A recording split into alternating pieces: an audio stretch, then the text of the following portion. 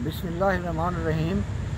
ये वीडियो ईद उल अज़हा के हवाले से है और ईद उल अज़हा सुन्नत है हज़रत इब्राहीम खलीलुल्लाह की, और ईद के ऊपर कुर्बानी करना मुसलमानों के लिए फ़र्ज़ है, जो साहिब इस्तिताअत हों, जो साहिब नसाब हों।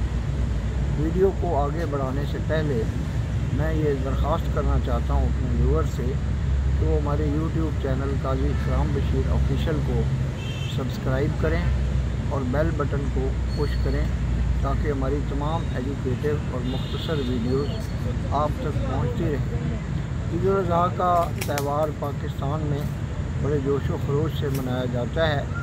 ये कुर्बानी का त्यौहार है और कुर्बानी की ईद है। जो लोग हज का फरीज़ा अदा करते हैं उनके लिए तो ईद उल अज़हा की तकरीब जो है वो सऊदी अरब में होती है और सऊदी अरब में वो ईद मनाते हैं, लेकिन जो अदरवाइज़ कुर्बानी करते हैं तो वो अपने अपने मुल्क में ये ईद मनाते हैं।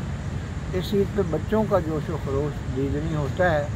वो जानवरों के साथ खेलते हैं, अटखेलियाँ करते हैं और उनके साथ प्यार करते हैं। कुर्बानी जो है ये एक ऐसा अजीम फरीज़ा है कि अल्लाह ताला ने बजाय हज़रत इस्माईल अलैहिस्सलाम के उम्मत मुसलमान को ये ऑप्शन दे दिया कि वो को बकरा, दुम्बा, बैल या ऊँट वगैरह ज़बह करके तो कुर्बानी का फरीज़ा सरअंजाम दे सकते हैं। गोया इंसानी कुर्बानी की ज़रूरत नहीं है।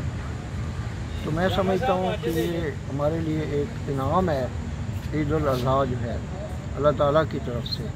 तो इस ईद उल अज़हा के मौके पे मैं पूरी पाकिस्तानी कौम को और मिल्लत इस्लामिया को अपनी तरफ से, अपने ख़ानदान की तरफ से और अपने दोस्तों की तरफ से दिल की गहराई से मुबारकबाद पेश करता हूँ।